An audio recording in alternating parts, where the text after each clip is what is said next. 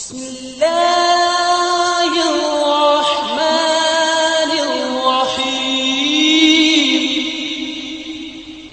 یاد رکھیں پورے قرآن مجید میں جتنے احکام ہیں، جتنے اوامر ہیں، اللہ نے اپنے بندوں کو حکم دیا ہے کہ نماز قائم کرو، زکوٰۃ ادا کرو، رمضان کے روزے رکھو، اگر استطاعت ہے تو حج ادا کرو۔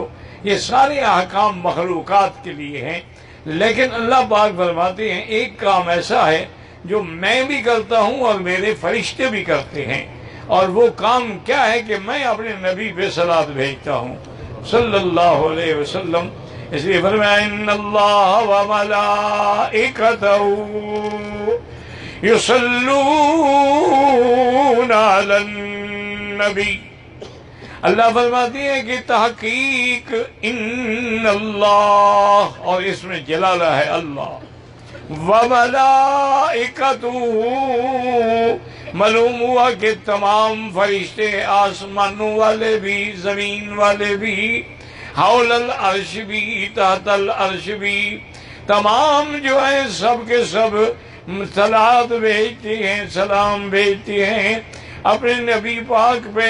صلو یصلون علی النبی، اور یصلون مضارع کا صیغہ ہے جو حال پہ دلالت کرتا ہے، استقبال پہ بھی دلالت کرتا ہے کہ اب بھی بھیجتے ہیں اور آئندہ بھی بھیجتے رہیں گے، یعنی قیامت تک جب میرے اللہ کی ذات باقی ہے تو میرے مدنی پر بھی وہاں سے رحمت کی برسات باقی ہے۔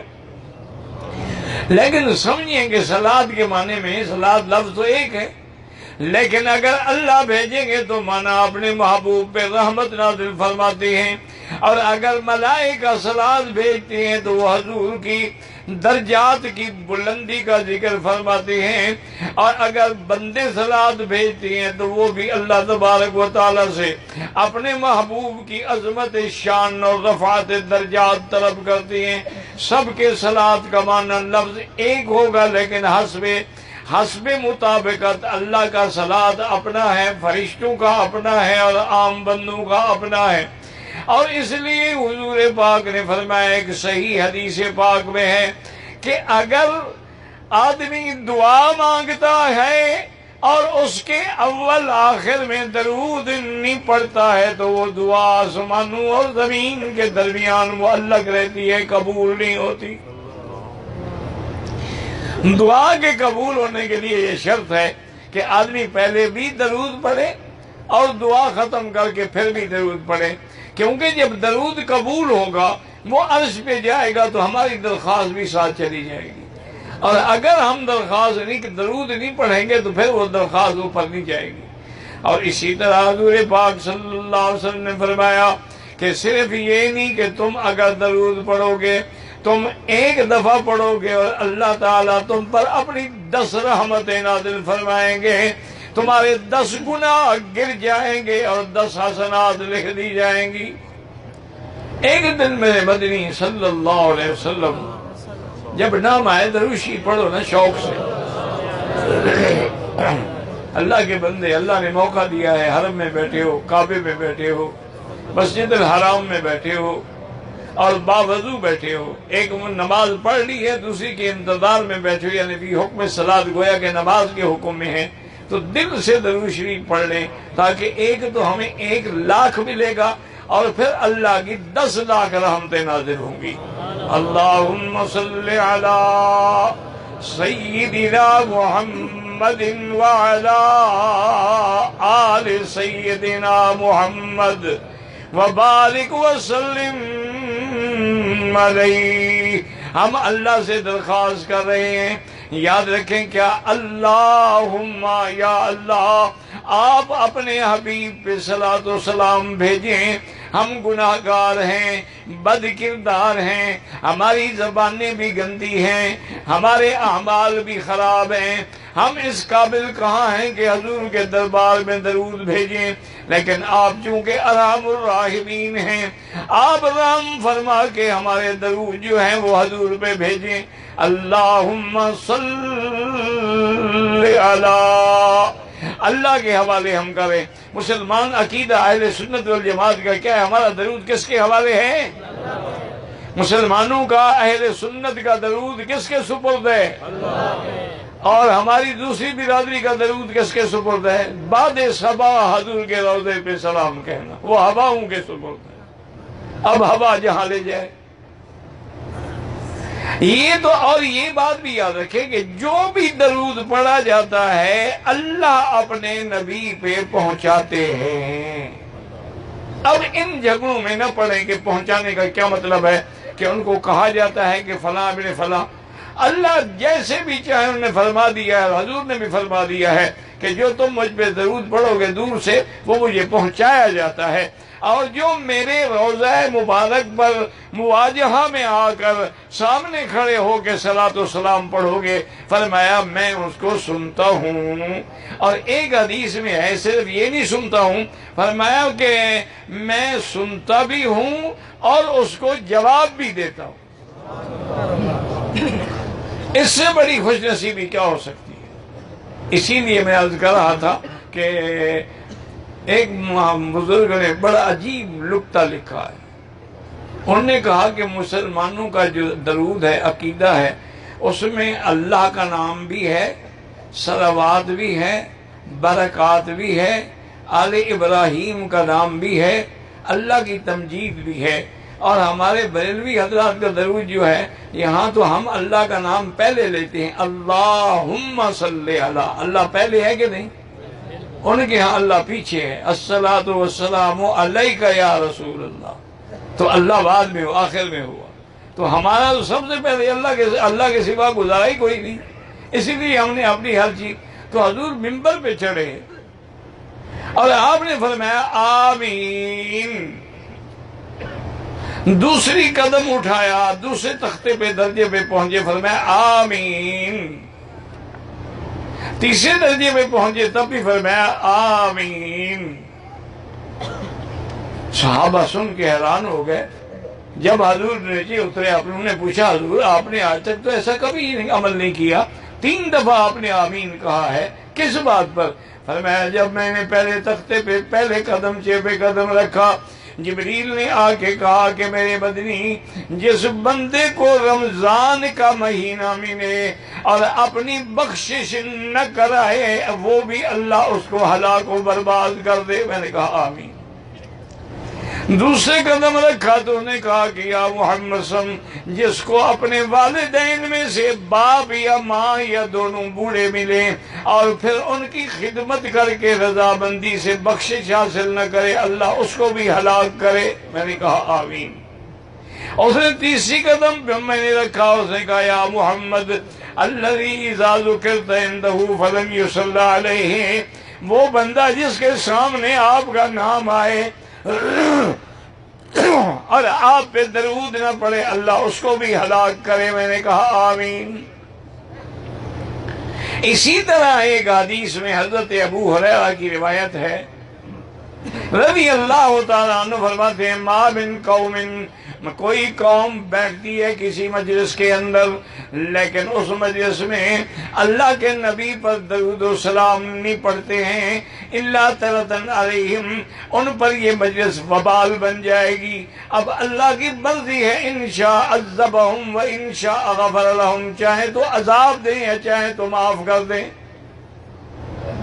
اسی طریقے سے ایک صحابی نے حضور پاک کی خدمت میں آ کے عرض کیا، اور یاد رکھو کہ افضل درود کون سا ہے؟ ایک مسئلہ یہ بھی سمجھ لو، کیونکہ درود شریف تو بڑے بڑے علماء نے بھی لکھے ہیں، بزرگوں نے بھی لکھے ہیں، اور اس کے متعدد صیغے ہیں، لیکن افضل درود وہ ہے جو خود ہمیں سکھلایا ہے حضرت محمد مصطفیٰ نے صلی اللہ علیہ وسلم۔ صحیح حدیث میں ہے، سیاہ ستہ میں ہے۔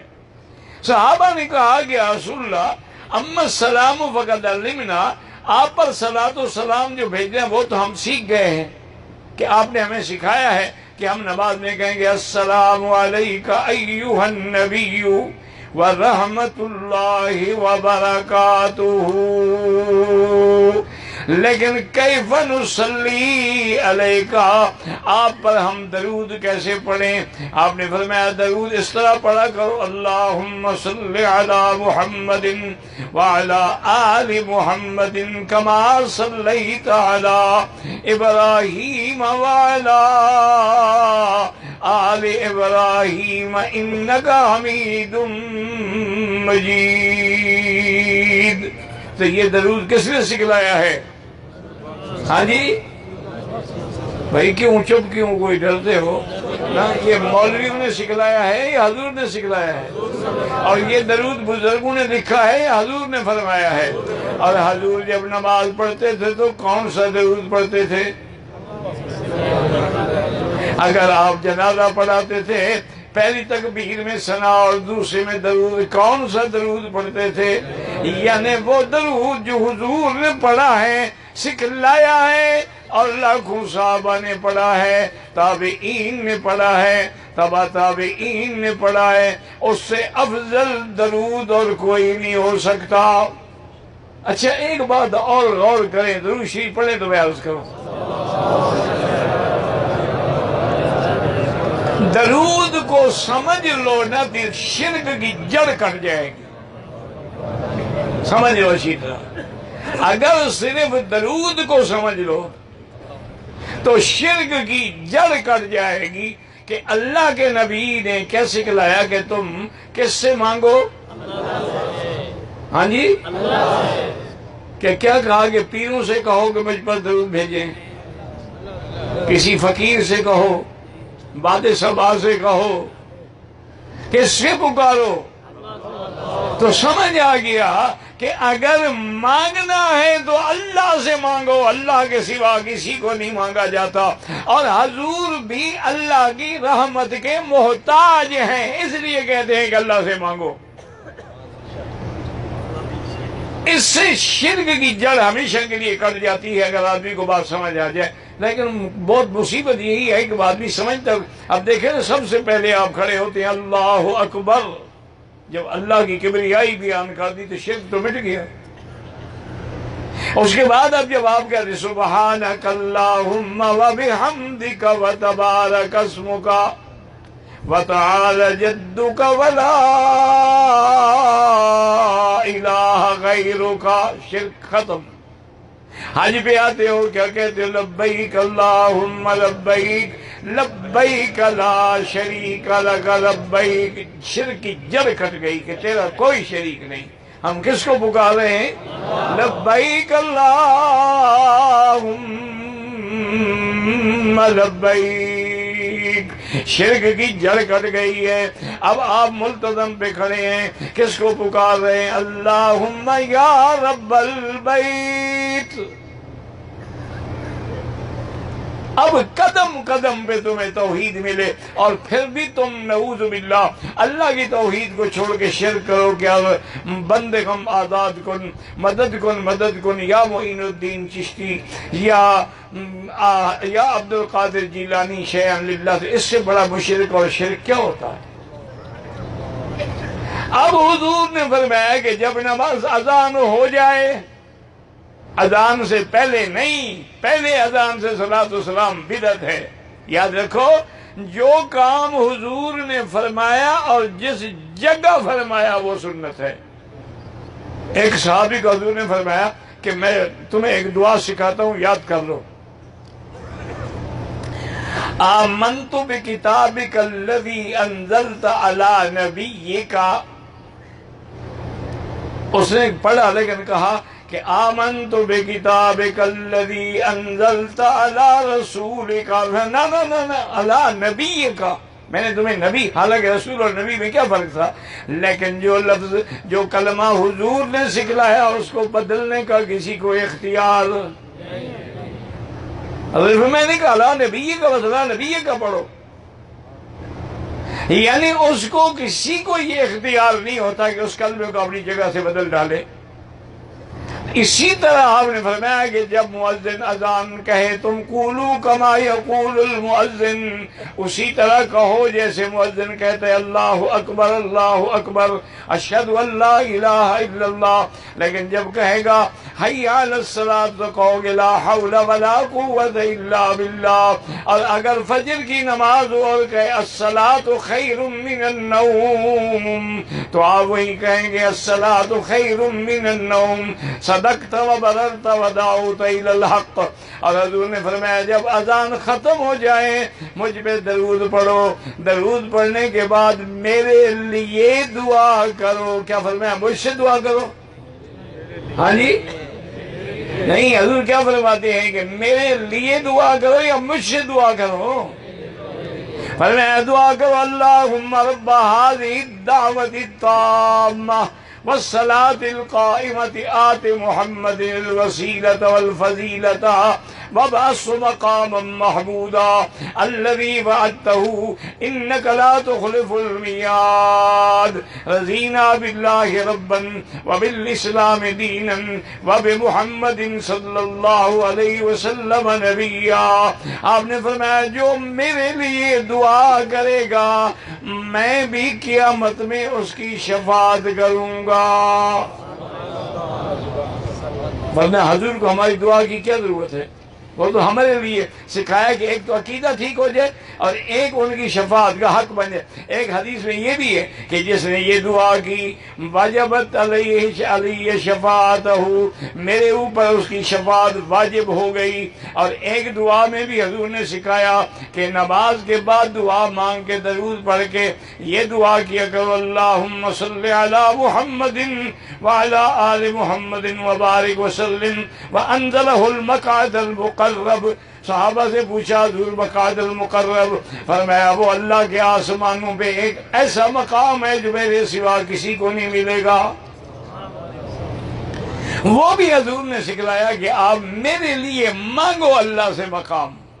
وسیلہ یاد رکھو، وسیلے کا معنی یہ نہیں کہ تیرے وسیلے سے تیرے ذریعے، وسیلہ ایک جگہ جنت میں ایک مقام ہے، ایک درجہ ہے جس کو، اور اللہ کے نبی نے فرمایا اسی کو اللہ نے آگے قرآن میں وضاحت کر دی عسیٰ ربک ان یبعثک ربک مقاما محمودا۔ وہ مقام محمود ہے، وہ مقام وسیلہ ہے۔ تو وسیلہ ایک مقام کا نام ہے، نہ کہ وسیلہ پکڑنے کا نام ہے۔ ایک صحابی نے آ کے عرض کیا، اس نے کہا یا رسول اللہ میں دن میں رات میں اپنے پورے اوقات میں چوتھا حصہ وقت کا صرف آپ پہ درود پڑھتا ہوں۔ آپ نے فرمایا ان شئت فزد، اگر چاہو تو اور ذرا وقت بڑھاؤ۔ اس نے کہا اچھا آج کے بعد حضور میں آدھا وقت آپ پر درود پڑھوں گا۔ آپ نے فرمایا ان شئت فزد، اگر چاہو تو اور بڑھاؤ۔ اس نے کہا حضور میں 3 حصے درود پڑھوں گا۔ آپ نے فرمایا ان شئت فزد، اگر چاہو تو اور زیادہ بڑھا دو۔ اس نے کہا حضور اب میں اور کوئی وظیفہ نہیں پڑھوں گا، صرف آپ پہ درود ہی پڑھتا رہوں گا۔ آپ نے فرمایا اذن تکفی ہمک و غمک، اس درود کی برکت سے اللہ تیرے ہر ہم اور تیرے غم کو مٹا ڈالیں گے، تمام ہموم اور غموم ختم ہو جائیں گے۔ درود پاک سے بڑا وظیفہ کوئی نہیں ہے، یاد رکھیں ہمیشہ۔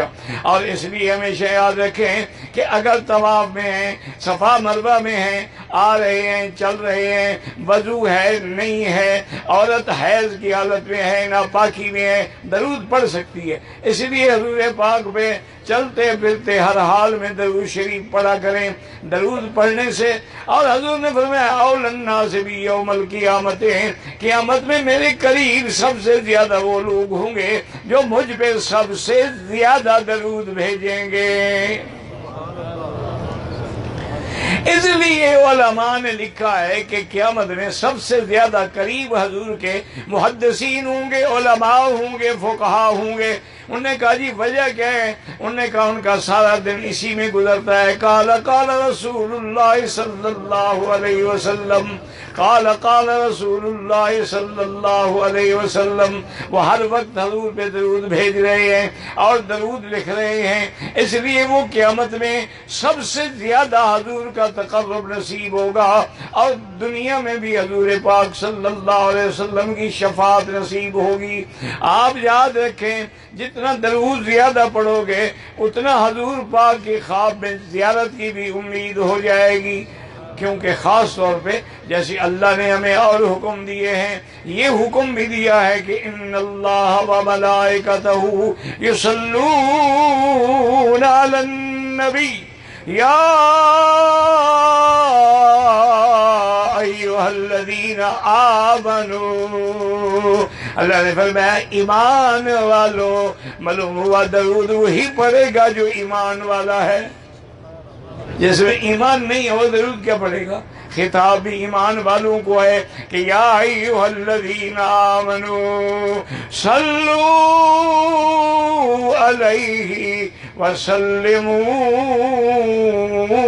تسلیما، صلی اللہ علیہ یا محمد۔